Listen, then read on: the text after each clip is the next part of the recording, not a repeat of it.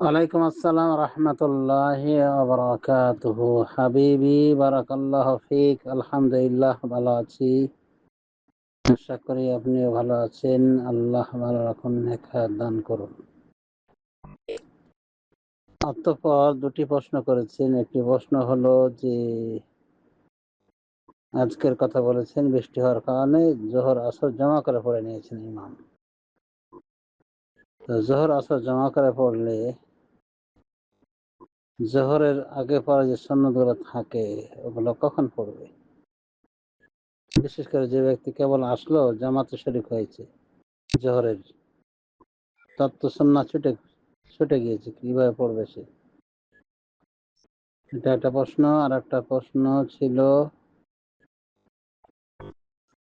দেখো একটা পরে উত্তর দিই। হ্যাঁ, এটারই উত্তর দেওয়া হোক। যখন জমা করা হবে দুই সালাতকে বৃষ্টি বাদলের কারণে বা গ্রহণযোগ্য কারণে, ওই সময় সুন্নতগুলি পড়তে হবে কি হবে না, এই বিষয়ে ইখতিলাফ রয়েছে। তবে পড়া জায়েজ হলো, না পড়াই উত্তম। শেখ আলবানী রাহিমাহুল্লাহ এটাই ফয়সালা যে ওজরের কারণ দুই নামাজ জমা করার নিয়ম এসেছে যেহেতু, কাজে এর ভিতরে কোনো সুন্নত পড়ার দরকার নাই, না পড়াই উত্তম।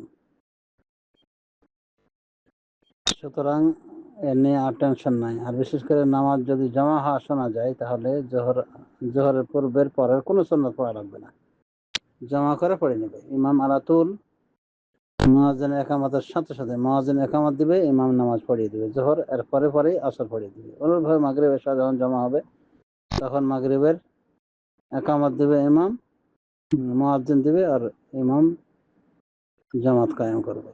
মাঝখানে কোনো সুন্নাহ নাই, পরেও কোনো সুন্নাহ নাই।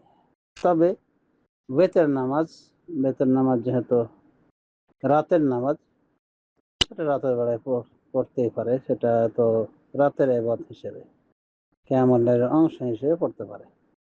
তাছাড়া সুন্নাতগুলি জমা করাকালীন না পড়াই সুন্নাত, এটাই মুহাদ্দিস আলবানী রাহিমাহুল্লাহ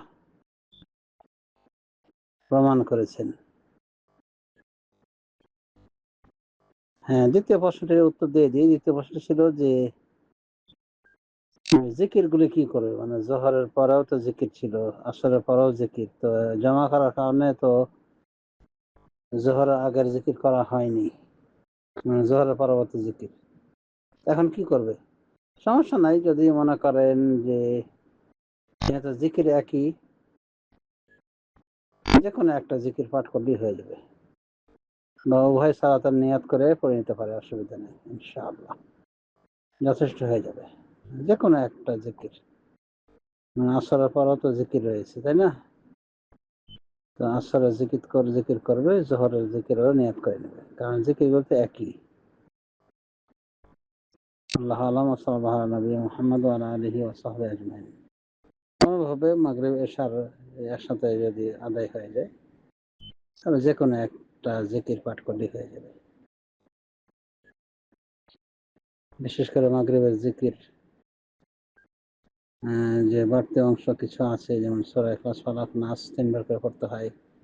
লা ইলাহা ইল্লাল্লাহু ওয়াহদাহু লা শারীকা লাহু লাহুল মুলকু ওয়া লাহুল হামদু ইহয়ি ওয়া ইউমীতু ওয়া হুয়া আলা কুল্লি শাইইন কাদির ১০ বার করে পড়তে হয়। বাড়তি অংশগুলি পড়া যায়, আর বাকি ওই ২ সালাতের নিয়াতে একবার জিকির করলেই হয়ে যাবে, ইনশাআল্লাহ। আল্লাহু আ'লাম। সাল্লাল্লাহু আলা নবিয়্যিনা মুহাম্মদ ওয়া আলা আলিহি ওয়া সাহবিহি আজমাইন।